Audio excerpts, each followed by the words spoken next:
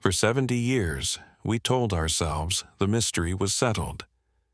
25,000 fragments, more than 1,000 painstakingly rebuilt manuscripts, and all of them seemed to point toward one tidy conclusion: a lone desert sect living in silence, guarding their sacred texts at the edge of the world.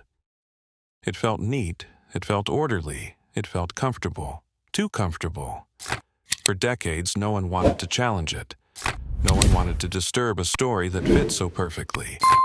It was smooth, elegant, and reassuring. But perfect stories have a habit of lying, and this one was no exception. Now, that lie is beginning to crack open. A group of scientists finally stopped looking at the scrolls from the outside and chose to look into them instead. They ignored the ink, the handwriting, the visuals. They went deeper, into the flesh of the parchment itself. Ancient animal skin, still holding the faint genetic whisper of creatures that lived and died 2,000 years ago. DNA, preserved in silence, waiting for someone bold enough to listen. When the scientists decoded that DNA, when they finally heard what it had been saying all along, it didn't reinforce the old narrative. It obliterated it. What emerged wasn't the picture of a lonely community tucked away in the wilderness. It was something larger, more chaotic, more dangerous to everything we thought we understood. Scrolls coming from different regions, different flocks, possibly even different peoples entirely. What we believed was a single library might actually be the shattered remains of an entire network, a web of knowledge, hidden, scattered, nearly erased by time and war, and we are only just beginning to glimpse its edges. So before we dive into what these scientists uncovered, hit like, subscribe, all of it. Because what comes next doesn't just challenge the story, it rewrites it from the ground up. To understand how earth-shaking this new discovery really is, you've got to grasp the sheer madness of the problem we were facing before it. Picture this. Someone dumps 25,000 shredded scraps of ancient parchment, leather, papyrus in front of you. No labels, no order, no neat little guidebook. Just chaos. 2,000 years of heat, sand, and decay chewing at every corner. Some pieces no bigger than your thumb. Others burned, torn, worn to the point where the ink itself is practically whispering its last breath. This was the battlefield scholars walked into when the Dead Sea Scrolls were first pulled from those caves in Qumran between 1947 and 1956. And at first, the world lit up. These weren't just old documents. These were the oldest surviving biblical texts humanity had ever laid eyes on. Some were written before the Roman Empire reached its peak, before the temples fell, before Christianity even had a name. The weight of it was enormous. History, religion, identity, all hanging in the balance. But the thrill didn't last, because right behind it came a nightmare. Out of 25,000 fragments, only about 1,000 manuscripts could be reassembled with any real confidence. The rest? A cosmic jigsaw puzzle with half the pieces missing and no picture on the box. Scholars squinted at ink under harsh lamps, compared parchment textures by touch, matched handwriting by instinct, hunted for scraps of grammar like detectives combing a crime scene for a single hair. Brilliant work, yes, but it was also subjective, fragile. One bad assumption and suddenly you've created a scripture that never existed. One mismatched pairing and you've erased a tradition that did. A prophet's voice could be twisted. A law could be torn in half. The margin for error was terrifyingly thin. For 70 years, the best minds in biblical scholarship bent over those scraps, hour after hour, year after year, trying to force order out of ancient disorder. But hovering above it all, like a shadow, was the question no one could answer. Where did these scrolls actually come from? Who created them? The favorite explanation was the Essenes, a desert sect tucked away at Qumran, living ascetic lives far from Jerusalem's fires. It made sense. It was tidy. It gave everyone a place to put the story. But it was still guesswork. Elegant guesswork, maybe, but guesswork all the same. What we needed, what scholars had always secretly hoped for, was a way for the scrolls to speak without human hands shaping the message. A voice inside the fragments themselves. And that voice, unbelievably, had been waiting in plain sight the whole time. It began the way a lot of world-changing ideas do. Quietly, no lightning bolt, no fanfare. Just a shuttle bus rattling across a university campus, and two men who had no business changing history, sitting side by side. Tel Aviv University. Oded Rachavi, a molecular biologist who spent his life peering into the genetic past of microscopic worms, climbs aboard. He takes a seat next to Noam Mizrahi, a scholar who spent decades buried in the dust of ancient Hebrew manuscripts. Scrolls, fragments, the very heartbeat of early scripture. Two worlds, two disciplines, no reason whatsoever to intersect. And yet, fate has a twisted sense of humor. The conversation starts small, genetics, manuscripts, the usual polite chatter. But somewhere in that brief ride a spark catches. Rachavi starts thinking out loud. The Dead Sea Scrolls. They weren't written on paper. They were written on skins. Animal skins, sheep, goat. Maybe others. Skins mean flesh. Flesh means biology. And biology, real biology, sometimes carries DNA, even after 2,000 years. So the question hits him. What if the parchment still remembers? Mizrahi doesn't miss a beat. He sees it instantly.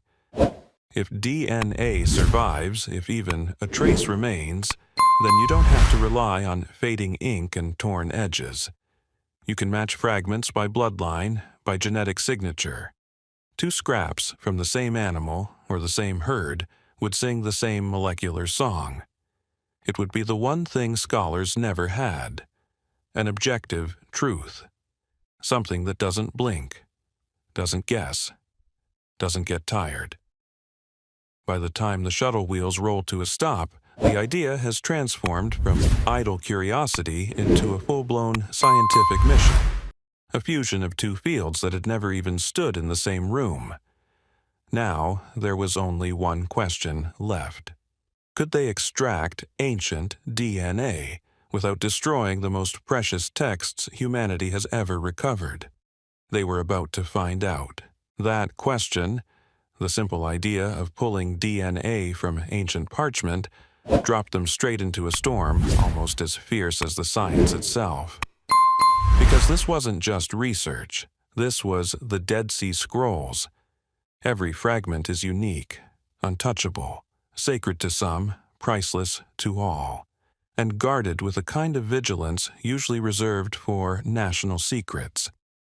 Before they could so much as breathe on a piece of parchment, they had to push through a maze of legal demands, ethical concerns, institutional caution, years of paperwork, negotiation, and scrutiny. And at the center of it all stood the Israel Antiquities Authority, the gatekeepers of nearly every surviving scroll fragment. Their rule was absolute. No damage, none, zero, not a scratch, not a fleck, not a single ancient letter disturbed. Every proposal was dissected by conservators, historians, archaeologists, and legal teams. And when permission finally came, it was wrapped in restrictions so tight the slightest slip would have shut down the entire project. Into this world of microscopic margins stepped Sarah Nava, a conservator with nerves like stone and hands steady enough to operate on the past itself. She knew what these fragments meant. She knew what losing even a grain of ink would cost. So she devised a solution that was quiet, brilliant, almost surgical. She avoided the inscribed surface entirely. Instead, she turned to the verso, the blank underside, where time, touch, and desert air had left behind a whisper-thin layer of dust and biological residue. Using sterile scalpels and delicate brushes, she harvested samples no larger than a couple milligrams each, less than a pinch of salt. Always from the edges, always from pre-existing breaks, never once creating new damage. Each tiny sample was treated like a diplomatic artifact, sealed instantly, logged, photographed. A chain of custody tracing its journey from Jerusalem to the lab without a single missing heartbeat. Export permits were secured under international conventions. Every movement documented to the hour. The message couldn't have been clearer. Science could proceed, but the past would remain untouched. And through that discipline, through that almost impossible precision, they achieved what no one thought possible. Enough biological material to launch a genetic investigation, and not one letter lost to history. Now, at last, the real work could begin. The ancient DNA lab at Uppsala University doesn't look like a place meant for studying parchment. It looks like the set of a science fiction thriller. Everything shines under ultraviolet light. Too clean, too bright, too perfect. The air itself is engineered, filtered, pressurized, constantly pushing contaminants out as if the room is fighting the modern world with every breath. Inside, researchers move like astronauts. Full-body suits, double gloves, face shields, boots sealed tight. Nothing enters that room casually. Nothing leaves without scrutiny. Because in a place like this, one mistake, one particle, one breath can rewrite the past. Matthias Jakobsen, the geneticist leading the operation, understood immediately. Their enemy wasn't time. It was us. A single flake of human skin, one stray eyelash, a whisper of modern DNA drifting in on a careless exhale. That was all it would take to silently contaminate a 2,000-year-old sample and ruin everything. So every instrument was sterilized under UV light. Every experiment ran with blank controls. Tripwires ready to catch the slightest trace of modern contamination. Only inside these sealed, over-pressurized chambers were the 26 samples from Saratanava unwrapped. The DNA inside them was shattered, barely hanging on. Tiny fragments less than 80 base pairs long. But broken doesn't mean worthless. It means you handle it like explosive material. The team worked on two fronts. Mitochondrial DNA, inherited from the mother, let them sort parchment by maternal lineages, quick and broad, like tracing clans. Nuclear DNA, the full genetic mix from both parents, gave them sharper detail. Enough to tell if two fragments came from the same animal, or from animals that only shared a pasture long ago. But before any result meant anything, they had to make sure the DNA was truly ancient, not a modern ghost pretending to be history. So every sample was checked for the chemical scars of time, specific damage patterns at the ends of DNA strands that only accumulate through centuries of existence. If more than 0.5% of human DNA showed up, the sample was thrown out instantly. No hesitation. The workflow was brutal. Protein removal, extraction, library prep, high-throughput sequencing, and finally, the long, grinding analysis.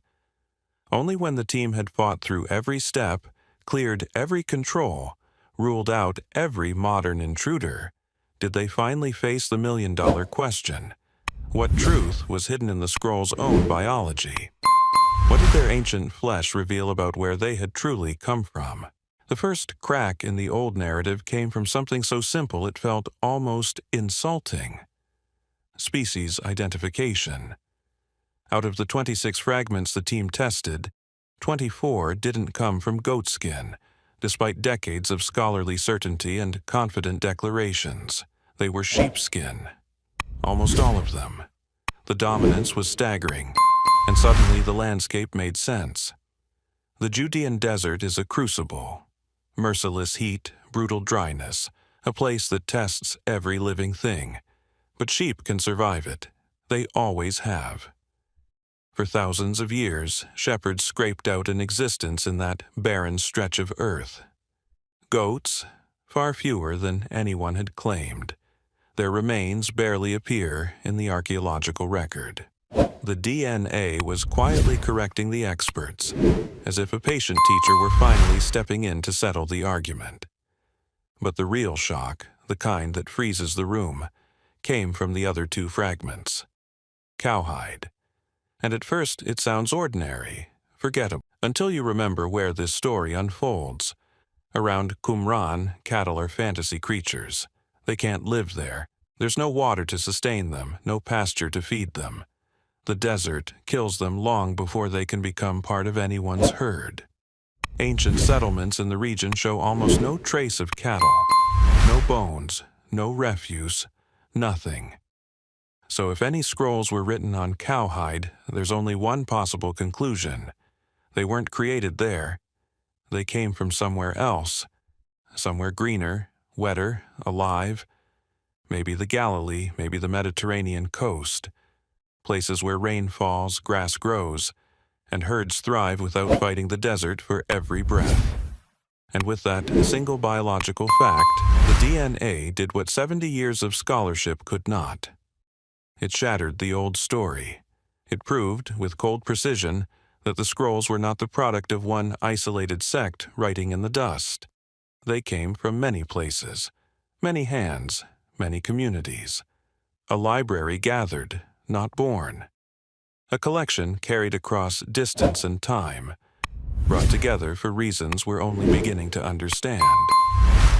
Some of those scrolls traveled far, miles upon miles, before they ever reached those caves.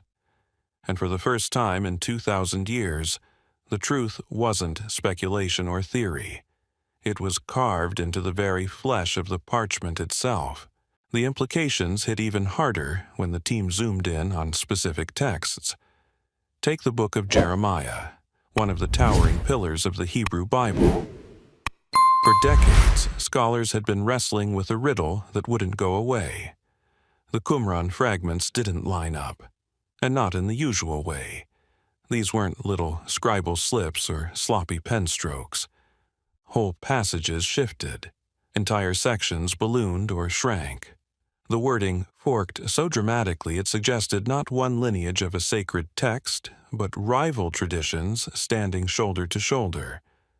For years they argued over it, experts in heated rooms debating which version was older, which was faithful, and how such competing forms of the same book could wind up buried in the same cave.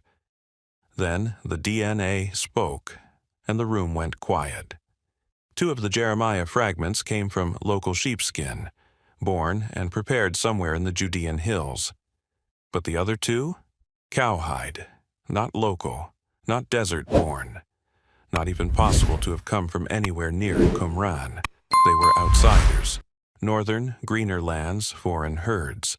Two versions of Jeremiah. Two different animals. Two different geographies. Two different worlds converging in the same cache of ancient memory. This wasn't carelessness. It wasn't creativity. It wasn't some slow evolution of a single community's scripture. These were separate traditions, distinct scribal worlds, each preserving its own understanding of the prophet's voice. And somehow, both streams of that ancient heritage flowed into the same desert refuge before the storm hit. Then Isaiah stepped forward with an even sharper blade. One fragment, sheepskin, seemingly local, carried a secret in its mitochondrial DNA. It wasn't Judean at all. It didn't match the local herds or the known flocks. Its biological signature pointed to a different region entirely. Another workshop. Another community, another set of hands shaping divine words according to its own ancient lineage. As Noam Mizrahi remarked with a kind of reverent disbelief, the scrolls weren't merely speaking. They were bearing witness, not to a single origin story, but to many. They revealed a world where communities across ancient Judea and beyond guarded their own scriptures, their own interpretations, their own evolving relationship with the sacred. Not one unified voice, but a chorus. Parallel traditions, multiple communities, a tapestry of holy texts woven together not by ideology, but by survival, upheaval, and the relentless human instinct to protect what is sacred.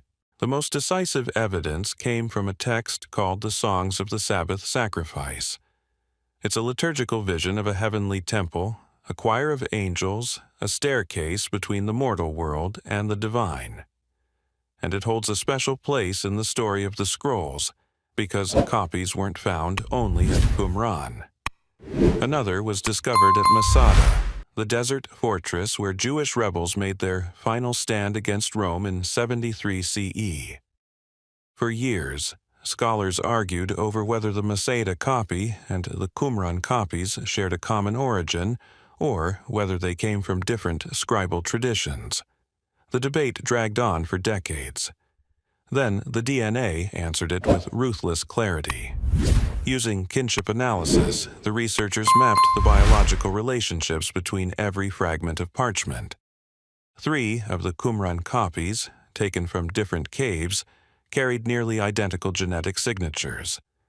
Their sheepskins were so closely related, kinship coefficient of about 0.46, that they were essentially family. These weren't just texts from the same community. They were almost certainly produced in the same place, from the same flock, at roughly the same time. The Masada copy was another story entirely. Its parchment came from a sheep with no detectable genetic relationship to the Qumran animals. The kinship coefficient was 0.01, effectively 0. Same liturgy, same heavenly temple, same sacred imagery, but born from a different animal, a different flock, and a completely different place of origin. The connection between them was spiritual, not biological. Oded Rechavi put the implications into a single, devastating thought experiment. If all the Dead Sea Scrolls had been produced in one desert scriptorium by one insular sect, the DNA would cluster tightly, showing animals from the same herds and the same parchment makers. Instead, the kinship map shattered along geographic lines. Not one center of production, but many. A network, not a monastery. The scrolls were never the exclusive property of a single, isolated community. The Essene theory, the clean, perfect explanation scholarship clung to for 70 years, wasn't merely challenged. It was overturned by the very biology of the parchment itself.